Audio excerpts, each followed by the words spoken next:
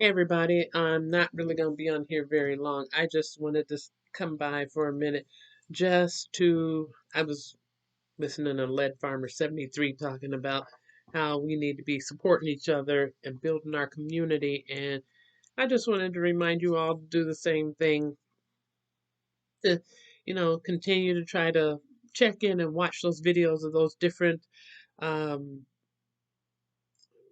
groups that you support here on YouTube because it can be difficult because at times if the algorithm is not seeing that you're getting a lot of action, then your videos just don't go out there. Now, I don't have like a massive subscriber base, but I really, really appreciate all of my subscribers. And I appreciate those of you who watch and even don't subscribe, but you watch to get whatever content you need out of it. But I hope that you're liking and sharing and you will consider subscribing in the future. But like I said, I'm not going to be on here long today. Um, there are more food recalls, which I'll do another video a little bit later today, and it is from some of the same sources of the food recalls that I gave in December. And this is February 5th, 2022. So I will be talking about those food recalls again, coming from the FDA and what's happening to people in regards to that. But just wanted to hop on here real quick to talk about some important books to have if you're building, your homestead library or prepper library or whatever you're building towards living a healthier, better life for yourself. Um, some books that have helped me on my journey, which I think would be helpful to you. This one is Back to Eden. I paid $1.99 for this massive book. Um, it can be found at thrift books and Barnes and Nobles or a variety of booksellers online. And I'm not getting promoted by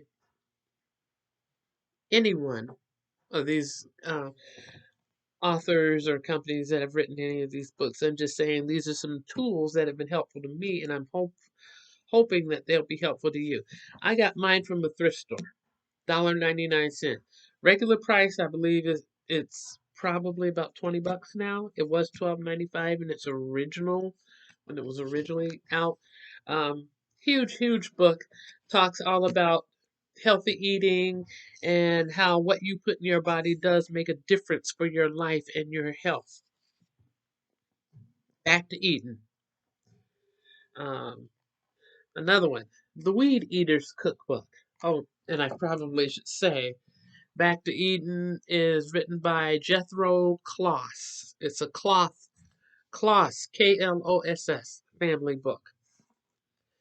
The Weed Eater's Cookbook.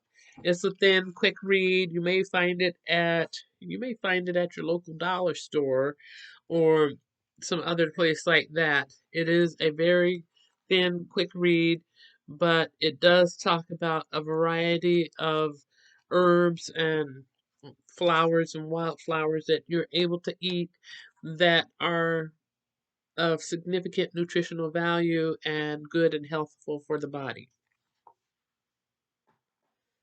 See, I've got my bike behind me in here. I've kind of moved it. I've been reorganizing and restructuring things.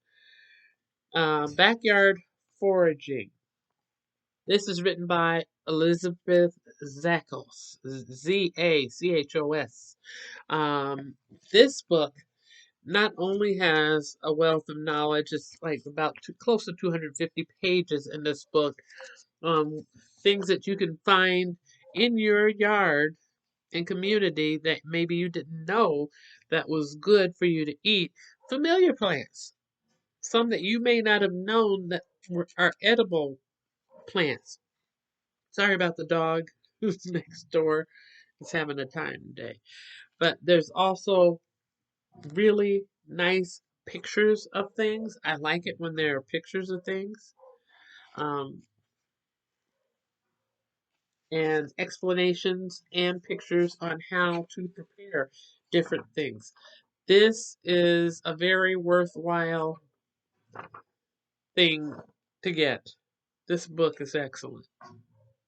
In fact, all of these that I'm sharing today are really excellent, in my opinion. And as I said, I'm not, getting paid by any sponsor or anything for talking about these books. I'm talking about it because these health and nutrition is important, and these books are really, really good sources of information to keep your healthy body and to help you in times when the stores may be closed and you may not be able to go out and get anything else. You might end up having to do some backyard foraging, which, from my research and study, that's what some of the people that made it through the Great Depression did. Excellent book. And that's available online and anywhere too. Reader's Digest book. This is an oldie but goodie. And this is like the hardcore. This is, it's not a paperback. Foods that harm, foods that heal. It has lots of information on a variety of foods, foods that you're used to eating every day, things you may not be familiar with, even what to eat if you have a migraine. There are weeds that you can eat if you have a migraine. Like, seriously. It's right here on page 233. I got this from the thrift store too. I'm big on seeing if I can find stuff at the lower price first. I don't like being very wasteful. So this is an A to Z guide to safe and healthy eating. It's a Reader's Digest book. Um, I'd say look for it. If you can't find it in a new form, because I don't know if it's still being reprinted new, look for it in a used form because you might find a really good used copy. Like this was a really good used copy that they may have it in somewhere like thrift books. So thriftbooks.com. They You put in whatever you're looking for and it'll look it up and it'll let you know if they have it, how many copies, what condition it's in, is it new, is it slightly used, is it very well used, or is it worn out. They typically don't sell anything that's really super worn out, but all their prices are good and they've had a good quality of product, and I get a lot of books through them. Okay, this last one I'm going to share with you. I am not sure where you'd be able to find it. I'd say do try to Google it online and see if you can find it through Amazon or Thrift Books or Barnes and Noble or one of those places. But this one I got from when I worked in a monastery as a cook and house cleaner. 12 months of monastery soups. And, so I didn't pay for it. The going rate for it was $16.95 in United States currency or $25.95 in Canadian bucks. So it has lots of recipes, lots and lots and lots of recipes for monastery soups. And these are all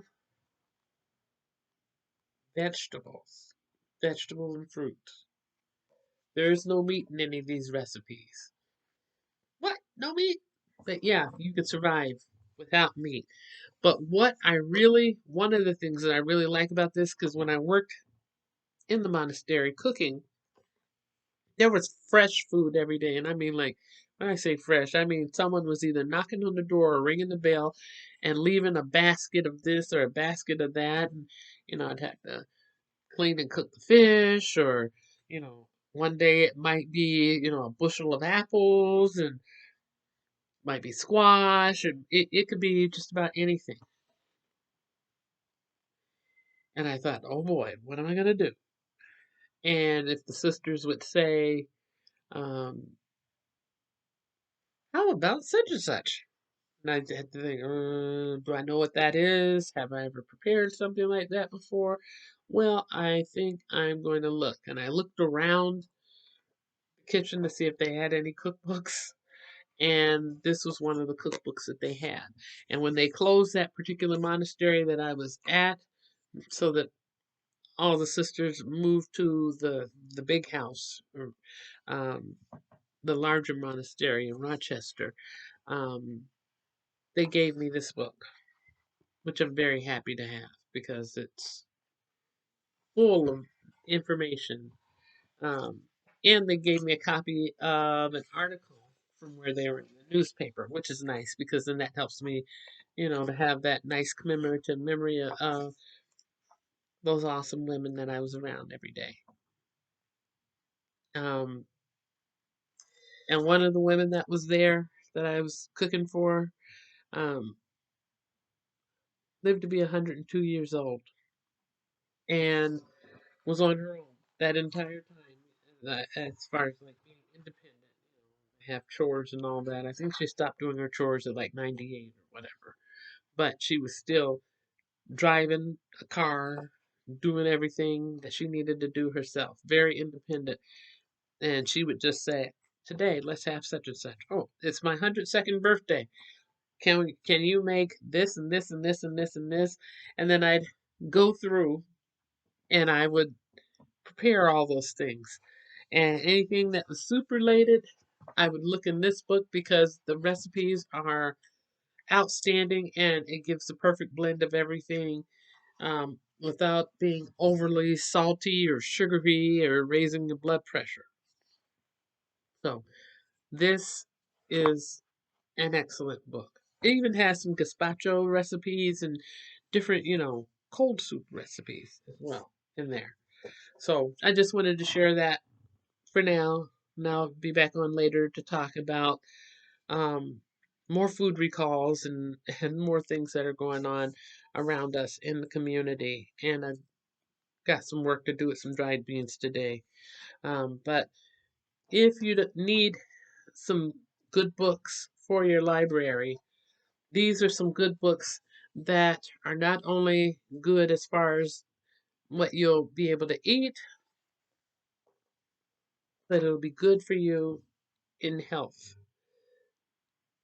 I hope you have a great day and find some peace in the day and have your increased health too.